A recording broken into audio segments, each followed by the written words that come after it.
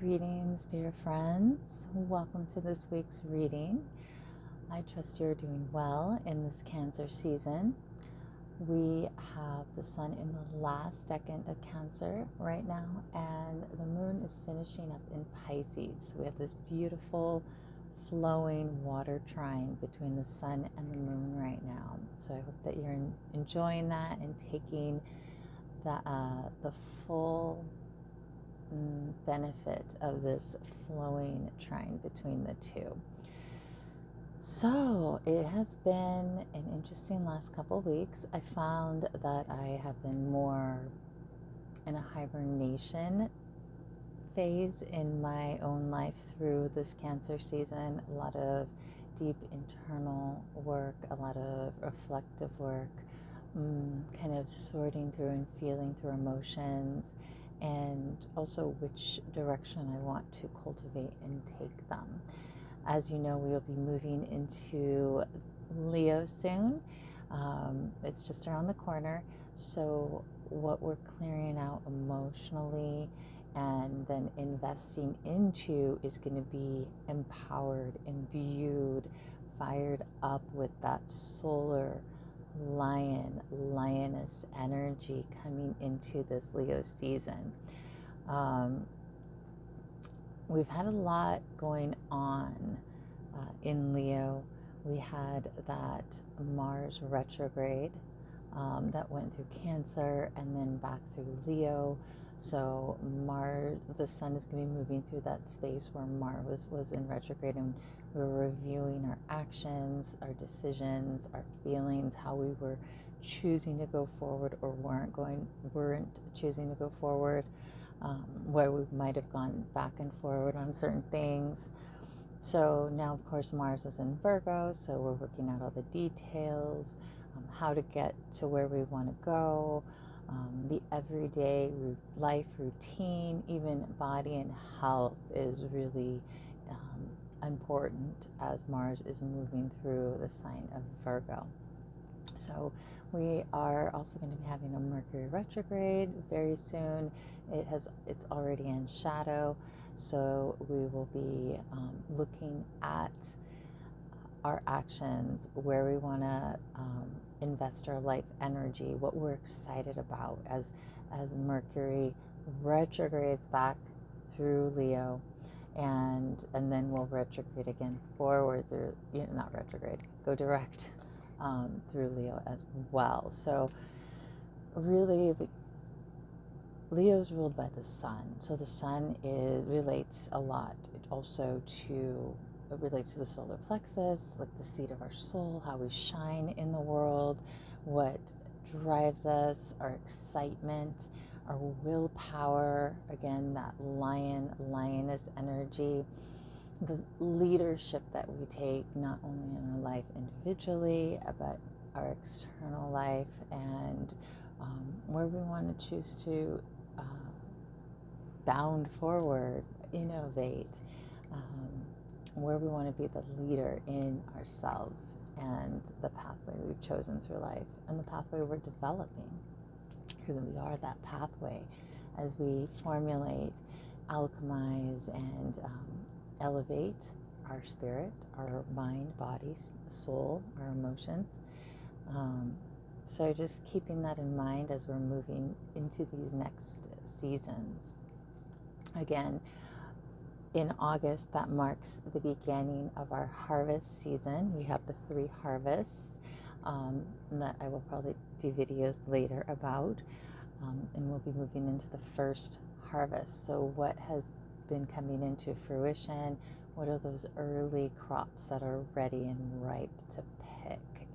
And then the second harvest, that will be around the equinox, and that will be again, what's ready to be harvested, what's ready to gather up. And you can still put energy into these things right now. We haven't hit the first harvest, so keep putting momentum, effort, love, nurturing into the things you've been creating since that beginning of spring, and even we plant the seeds during the winter, solstice, in the darkest time of the year.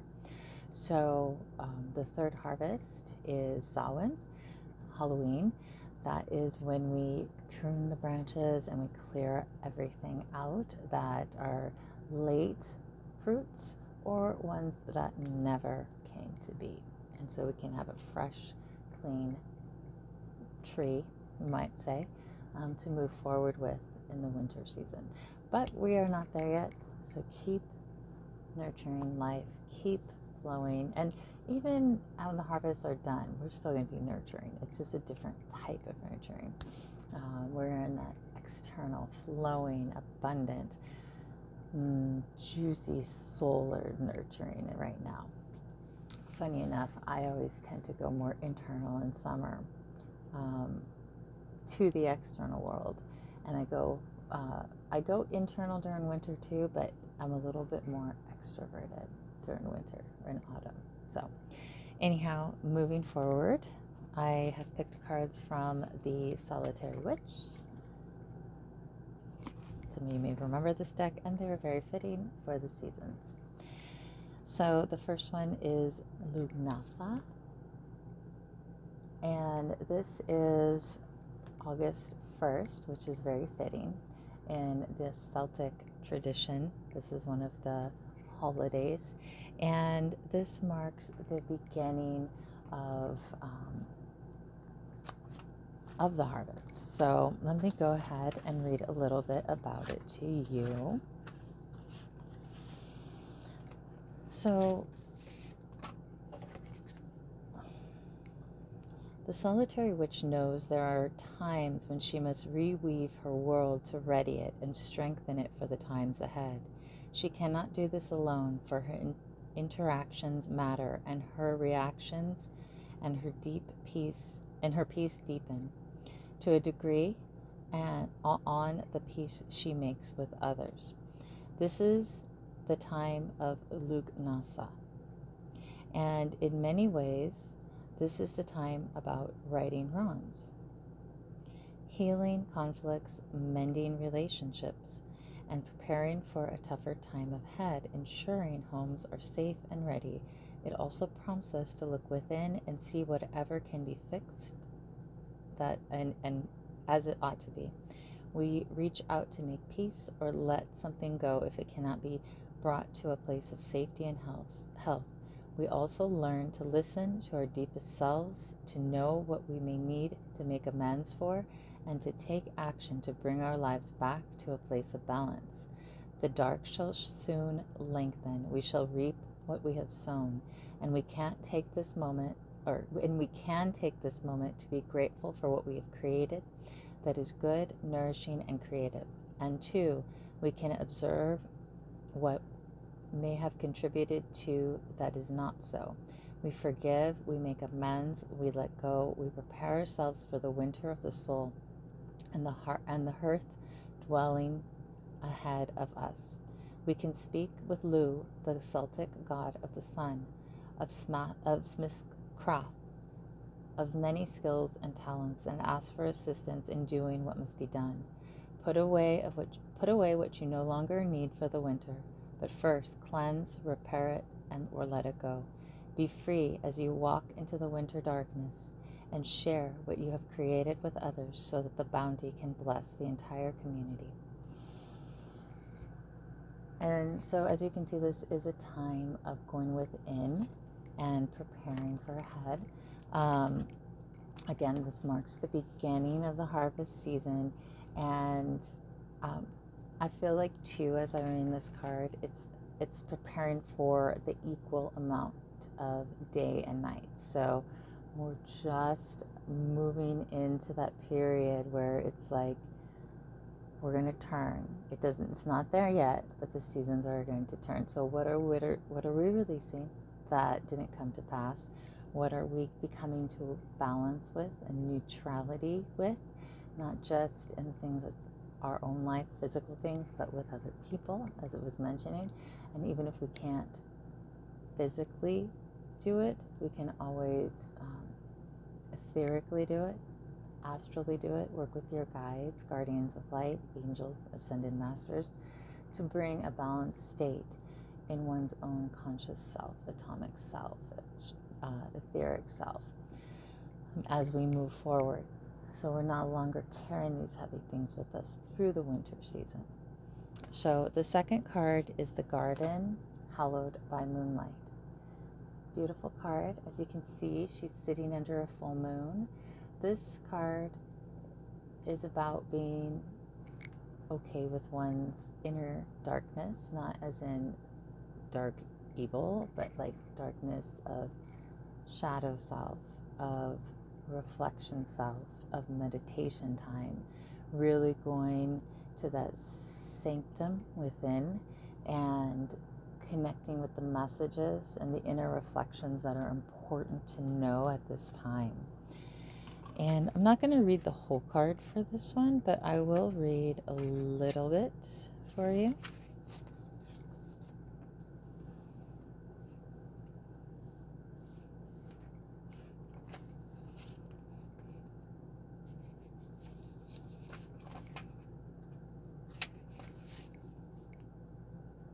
Okay. Seeking the beauty in the challenge, finding a way to nurture what most people cannot appreciate, spending time with what is difficult with great rewards, spending time on what is difficult with great rewards to come, sharpening your senses and trusting what your physical eyes cannot always see, a certain keen awareness that comes only for the people who have made friends with the night, finding the garden hallowed by moonlight in your life, the harvest of beauty, a gathering of success that others will not understand. You are watched over. And again, we're actually moving into the autumn season in this card, and again moving towards what I feel like is the third harvest. So moving towards that place of, okay, I'm not afraid to go within. I'm not afraid to sit within that inner darkness. I'm not afraid to see the messages that are coming forward, and seeing also what I need to let go of, what I need to find peace with, and really just connect with my own soul. And I'm hearing the words, as my soul is my best friend. Have you ever read the book Anam Cara? I started to read it, but it's a Celtic book, or the word is Celtic, I believe, and it basically is like your soul is your best friend. So coming to that space where we're connecting with ourselves at that soul level, and really seeing ourselves as our friend, like our best friend, and being able to communicate, move forward, receive guidance, and if it's easier, see it as like your higher presence, or that mighty master within, that self that connects with everything. So the last card is a broom of her own. A broom of her own. And this one is wonderful because this is a clearing one. They're all great. But this one is fun because I actually have a little broom I carry around with me. And for clearing, for sweeping. This is a cinnamon broom, and you can get these in different places. I think I got this at Trader Joe's. And it's all about clearing. Cinnamon's a great clearer. Cinnamon's a great invoker of prosperity, wealth, abundance, opportunities. But if you need just a little clearing, cinnamon broom is wonderful for clearing the auric sphere if you don't have any other tools with you, and you like a little broom. Okay, so a broom of her own.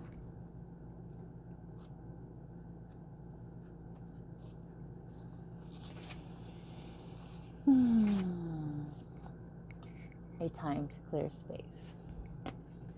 If life has gone awry, refresh your home's energy, the cleansing of personal energy, going easy on yourself, knowing that not everything is your responsibility, playing your part as others do, allowing their fate and destiny to intertwine with yours, a new broom sweeping all clean. Fresh starts in life, being close to one filled with blessings. being very close to one filled with blessings. So this to me is like a complete renewal. Like I hear the messages of, okay, just let it go. Know that you've put your energy out there. Know that you've done your best.